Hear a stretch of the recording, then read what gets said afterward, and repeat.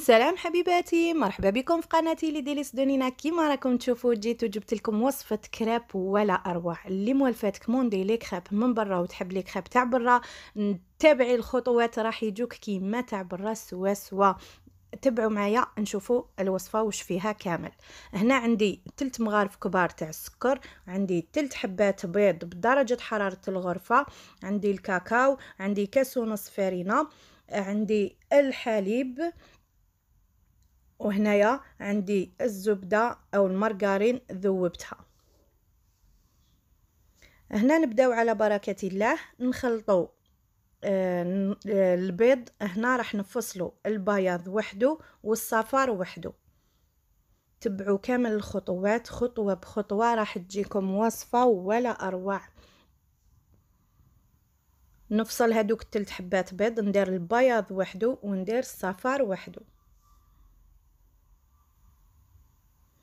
نجي هنايا نبدا نضرب بالخلاط الكهربائي هذاك البياض تاع البيض تاعنا حتى نتحصلوا على رغوه. راكم تشوفوا كيفاش راهي هنا، راهي بيضه بزاف. درت هنا رشه من الملح وندير لافاني وندير هادوك 3 مغارف سكر تدريجيا، يعني نضيف ونخلط ونضيف ونخلط.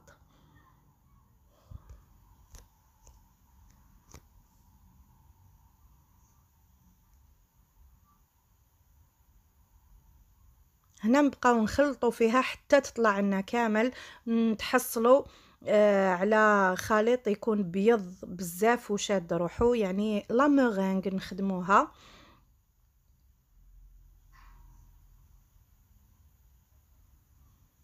هنا شوفوا كيفاش بدات تتقال.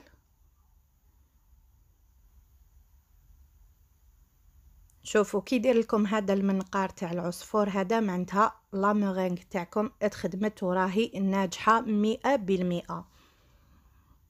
شوفوا حتى ونقلبوا كامل الطبسي تاعنا لاسيت تاعنا نقلبوها راح تبقى كيما هي.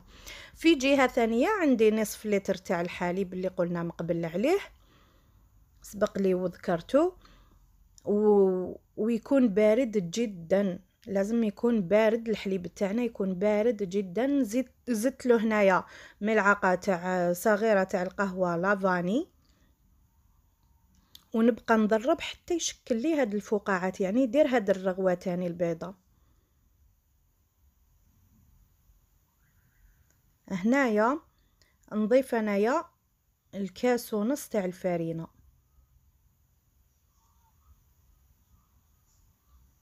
يعني وهذاك الكاس ونص ما تعمروهش، الكاس نعمروه، والكاس الثاني يعني نديرو ملعقه كبيره في الكاس الثاني، نديرو ملعقه كبيره فرينه ونديرو ملعقه كبيره كاكاو. انا هنايا كي رحت ندير الوصفه كان عندي هاد الكاكاو الغامق، لونه غامق بزاف. تقدروا نتوما تستعملوا الكاكاو البني.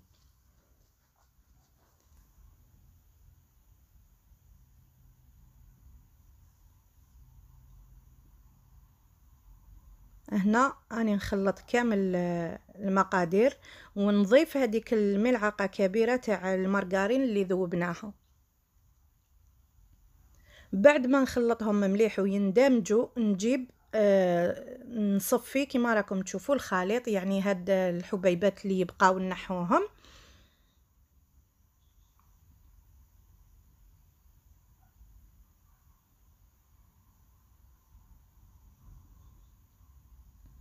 ونجيب هذاك هذيك لا مورينغ تاعنا ونبدا نخلط، يعني نضيف تدريجيا ونخلط هكا بلا عقل برك من الاسفل حتى الاعلى، ونخلطها حتى ندمج كامل الخليط.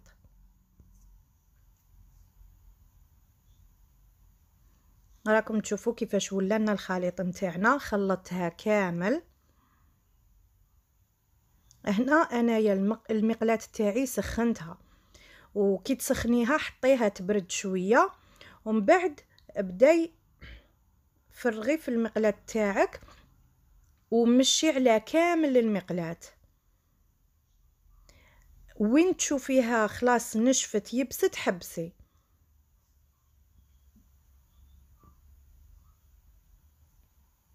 هاي لي كيما انا هنايا نشفت لي بدات تنشف. هاي هنا نشفت يعني المقلاة هذيك كي تكون سخونه راح تنشفها حتى وهي ماشي فوق النار.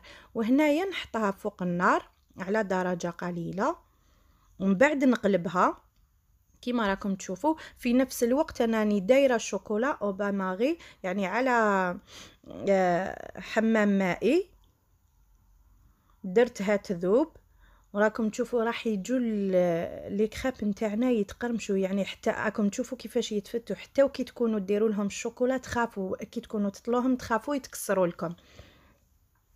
نعاود معكم الحبه الثانيه.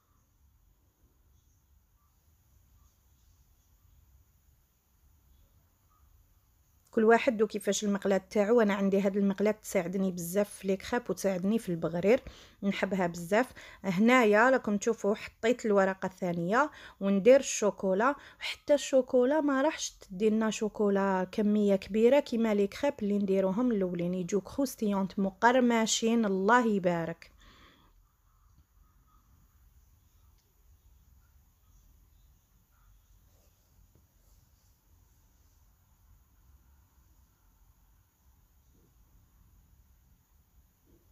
ونتبعوا كامل الخطوات. كل ما طيب لنا حبه نديروها، كل ما طيب لنا الحبه الاخيره ما نديروا لها الشيكولا، فقط نجيبوا طبسي كيما راكم تشوفون نضغطوا عليها باش يلصقوا كامل الحبات يجونا على حبه واحده.